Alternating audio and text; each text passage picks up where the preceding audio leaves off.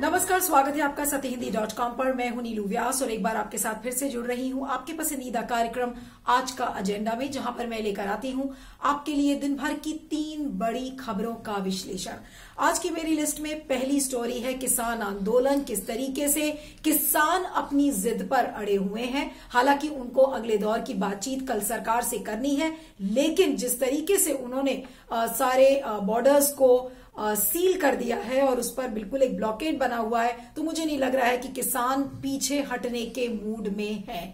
दूसरी स्टोरी है किस तरीके से ब्रिटेन विश्व का पहला देश है जो कि अगले हफ्ते से लोगों को कोरोना की वैक्सीन देने लगेगा, यानी कि लोग वहां के वैक्सीनेट होंगे। जी हां, फाइजर कंपनी की इस कोविड-19 वैक्सीन को आज जो ब्रिटेन की नियामक अथॉरिटी है उसने मंजूरी दे दी है। उसके डिटेल्स आपको बताऊंगी। और तीसरी खबर है, आज यूपी के मुख्यमंत्री योगी आदित्यनाथ आज मुंबई के दौरे पर थे और मुंबई की फिल्म सिटी को लेकर एक बड़ी राजनीति योगी आदित्यनाथ और उद्धव ठाकरे सरकार के बीच में छिड़ गई है। इसके डिटेल्स भी आपको बताऊंगी। चलिए शुरुआत करते हैं हमारी आज की पहली खबर से।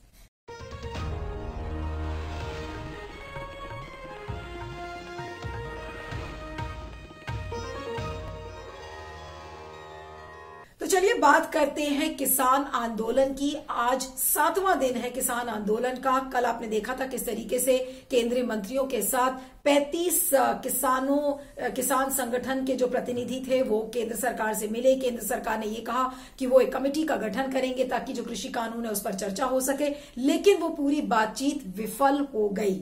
और फिर कल जो दोबारा कृषि भवन में एक मीटिंग हुई उसमें सरकार ने इन किसान संगठनों से कहा कि आपको जो भी आपत्तियां हैं, आपके जो भी सुझाव हैं कृषि कानून को लेकर, उसकी आप एक लिस्ट बना लीजिए ताकि जब 3 तारीख को बातचीत हो तो आप उस बातचीत में आपकी इन सारे मसलों का हल किया जा सकेगा। लेकिन उधर आप किसानों को देख लीजिए, इस समय जितने भी दिल्ली के बॉर्डर्स हैं उनको सील कर दिया गया है। गुड़गांव, झज्जर, बहादुरगढ़, यहां तक कि दिल्ली और नोएडा का जो हाईवे है उसको भी पूरी तरह से जैम कर दिया गया है। उधर हरियाणा में जो खाप पंचायतें हैं उन्होंने धमकियां दी है कि अगर वैसे तो वो अपनी डिमांड से पीछे नहीं हटेंगे, जो कृषि कानून को वापस लेने की डिमांड है उस पर वो टिके हुए हैं, और अगर सरकार नहीं मानती तो कल से जितनी भी इसेंशियल सप्लाईज है जैसे दूध, दही, सब्जी, फल, इसकी सप्लाई चेन को वो रोक देंगे।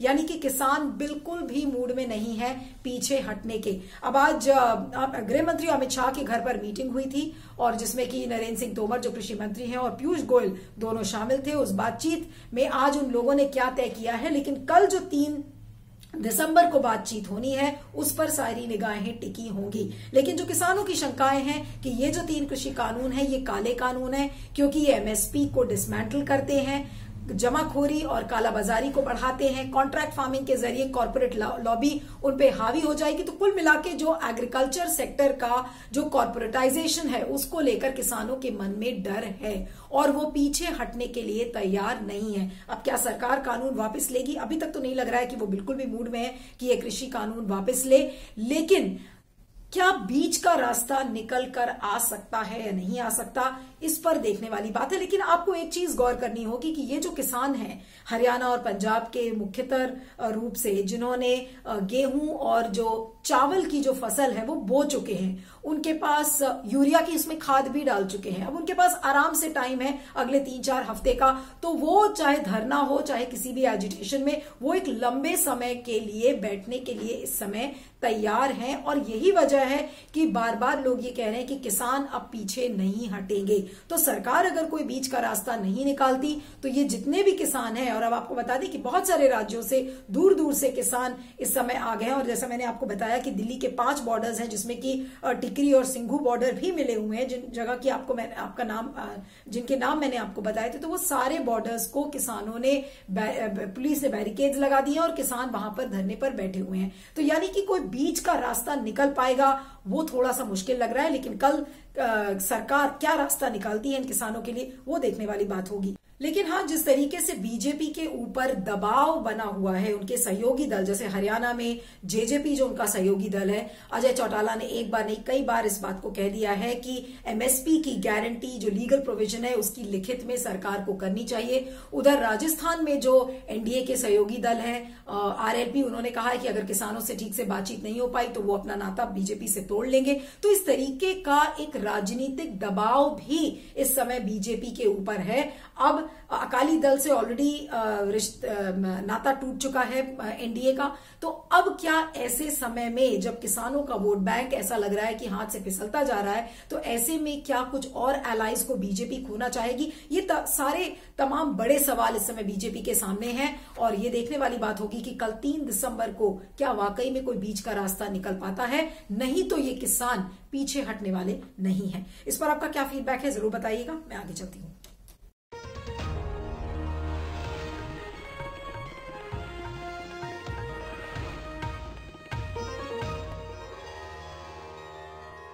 आइए बात करते हैं यूके की, यानी कि ब्रिटेन विश्व का पहला ऐसा देश है जहां पर क्लिनिकली अप्रूव्ड वैक्सीन को आज मंजूरी मिल गई। ये कौन सी वैक्सीन है? ये ब्रिटेन विश्व का पहला देश है, जैसे मैंने आपको बताया, कि फाइजर बायोएनटेक की कोविड-19 वैक्सीन है जिसे क्लिनिकल मंजूरी मिल गई है। और किसने मंजूरी दी है? Medicine and health care products regulatory authority, यहाँ की जो नियामक अथॉरिटी है उसने मंजूरी दे दी है। और अब ये वैक्सीन ब्रिटेन के लोगों को अगले हफ्ते से दी जाएगी। इस बात को लेकर वहां पर काफी उत्साह है ब्रिटेन में इस समय, और जितने भी वहां के ऑफिसर्स हैं, डॉक्टर्स हैं, उनमें एक नए तरीके की उम्मीद नजर आ रही है।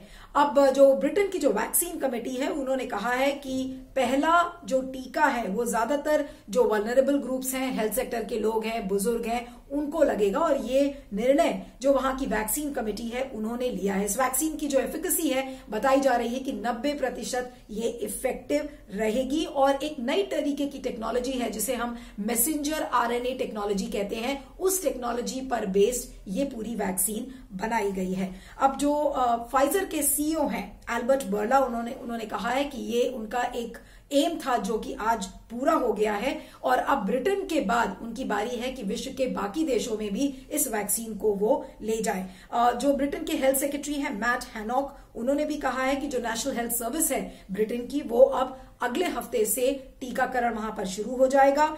और सप्लाईज इसमें कैसे होंगी उस पर अब एक बड़ी बैठक होगी और इस पर चर्चा होगी कि किस तरीके से वहां पर लोगों को वैक्सीनेट किया जाए। तो ये तो बात ब्रिटेन की थी, लेकिन हम भारत में आपको बता दें कि भारत में भी इस समय कई वैक्सीन हैं जिनका क्लिनिकल ट्रायल चल रहा है। लेकिन कल एक अजीब तरीके की कंट्रोवर्सी पैदा हो गई, क्योंकि जो हेल्थ सेक्रेटरी हैं राजेश भूषण, उन्होंने कहा कि भारत की सरकार ने ये वादा नहीं किया था कि जो पूरी जनसंख्या है भारत की उसको वैक्सीनेट किया जाएगा, यानी कि उसका टीकाकरण होगा। उन्होंने कहा है कि एक क्रिटिकल मास, यानी कि एक वर्ग है, एक जनता का एक कुछ जनसंख्या का स्लाइस है, अगर हम उसे वैक्सीनेट कर देंगे तो फिर हमारा जो ऑब्जेक्टिव है वो पूरा हो सकता है। अब इसके बाद सवाल ये उठता है कि आप किसे प्रायोरिटी देंगे, किसका टीकाकरण पहले होगा? तो ऑब्वियसली जो हेल्थ सेक्टर में लोग हैं, एल्डरलीज हैं, जो वल्नरेबल पॉपुलेशन है, उनका टीकाकरण होगा। लेकिन जो राजेश भूषण का बार बार कहना था, उन्होंने इस बात को कहा कि अभी पूरे विश्व में इस बात को लेकर चर्चा हो रही है कि वो लोग जिनको कोरोना हो चुका है या वो लोग जिनके शरीर में एंटीबॉडीज बन चुके हैं, क्या उन्हें कोरोना की वैक्सीन देने की जरूरत है या नहीं है। इस पर अभी इसको लेकर मंथन चल रहा है। हालांकि WHO की जो लिटरेचर है उसमें यह साफ साफ कहा गया है कि there is no need to measure any antibodies before vaccination, यानी कि टीकाकरण के पहले एंटीजन देखने की जरूरत नहीं है। और ये भी पता करने की जरूरत नहीं है कि लोग इन्फेक्टेड है या नहीं है, आप सीधा टीकाकरण करिए। ये WHO की लिटरेचर इस बात को कहती है।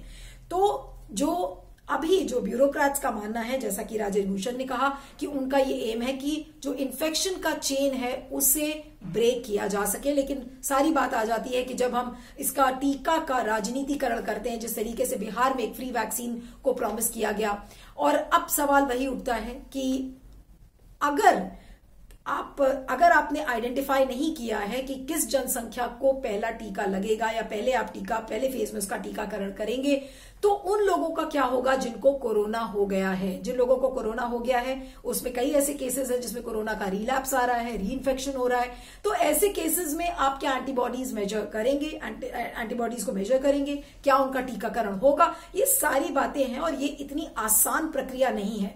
अभी फिलहाल जो सारा फोकस है वो प्रोक्योरमेंट पे है कि वैक्सीन का प्रोक्योरमेंट कैसे हो, उसका प्रोडक्शन कैसे हो, उसकी स्टोरेज कैसे हो, उसका डिस्ट्रीब्यूशन कैसे हो और फिर फाइनली वो टीका लोगों को लगाया कैसे जाए। हालांकि फोकस इन सारी चीजों पर है, लेकिन जो लोगों के मन में एक एंजाइटी है कि क्या सबको लगेगा, क्या जबरन लगेगा, ये सारे जो बेसिक सवाल हैं ये अभी भी लोगों के मन में है। तो फिलहाल ब्रिटेन की तरफ से एक अच्छी खबर है, लेकिन भारत में भी ये वैक्सीन जल्द आए इस बात की लोग कामना कर रहे हैं। और जैसा कि स्वास्थ्य मंत्री ने कहा था कि 2021 के पहले क्वार्टर में ही शायद वैक्सीन आ जाएगा, तो हम उम्मीद करते हैं कि भारत का टीकाकरण भी उस फेज में शुरू होगा। लेकिन हमें भूलना नहीं चाहिए कि already serum institute of India में एक कंट्रोवर्सी हो चुकी है, जहां पर एक ऐसे व्यक्ति को जिसको कोरोना वैक्सीन लगाया गया था उसमें बहुत सारे इल इफेक्ट्स देखे गए। उसकी आंखों की रोशनी, उसे आंखों से देखना बंद हो गया, को इरिटेशन थी और उसके अजीब से अमूल्य सिम्टम्स उसमें दिख रहे थे, जिसको लेकर सीरम इंस्टीट्यूट ने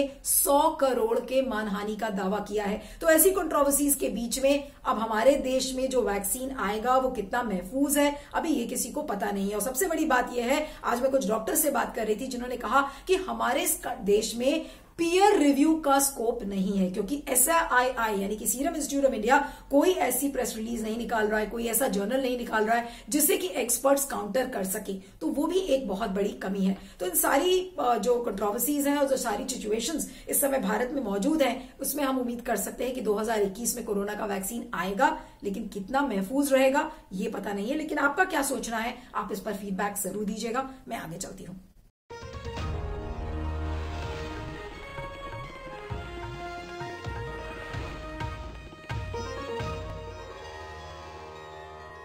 अब बात करते हैं यूपी के मुख्यमंत्री योगी आदित्यनाथ के मुंबई दौरे की। जी हां, एक मेगा शॉपिंग स्प्री पर इस समय योगी आदित्यनाथ निकले हैं। उन्होंने कहा है कि वो अब महाराष्ट्र से इन्वेस्टमेंट्स को बटोरेंगे, वहां के जो बड़े बिजनेसेस हैं वो यूपी की तरफ उसको खींचेंगे। एंटरटेनमेंट इंडस्ट्री और जो ग्लैमर इंडस्ट्री है, यानी कि जो उनकी जो बुल्स आई जिसे कहे, वो बॉलीवुड के ऊपर है। बॉलीवुड क्या मुंबई से हटकर उत्तर प्रदेश में आ सकता है? आज इसको लेकर एक घमासान छिड़ गया योगी आदित्यनाथ और उद्धव ठाकरे के बीच में। आपको बता दें कि सितंबर के महीने में योगी आदित्यनाथ ने अनाउंस किया था कि जो यमुना एक्सप्रेसवे यानी कि नोएडा में एक बड़ी फिल्म सिटी को बनाने की मंशा है योगी आदित्यनाथ के सरकार की, जिसको लेकर आज वो मुंबई पहुंचे और मुंबई में वो काफी सारे बॉलीवुड एक्टर्स, फिल्म डायरेक्टर्स से मिले। एक लंबी लिस्ट है, सुभाष घाई, राजकुमार संतोषी, बोनी कपूर, भूषण कुमार, राहुल मित्रा, तिग्मांशु ढुलिया और जिमी शेरगिल जैसे बड़ी हस्तियों से वो मिले, अक्षय कुमार से भी मिले। और मिलने के बाद जो एक राजनीति शुरू हुई कि क्या आप बॉलीवुड को मुंबई से हटा सकते हैं। आपको याद है कि हमेशा से इनफैक्ट बॉलीवुड एक बहुत ही सेंसिटिव चीज मुंबई के लिए रही है। इनफैक्ट मुंबई की एक आइडेंटिटी मानी जाती है बॉलीवुड को। तो अगर आज उस बॉलीवुड को मुंबई से हटा दिया जाएगा तो मुंबई में क्या बचेगा।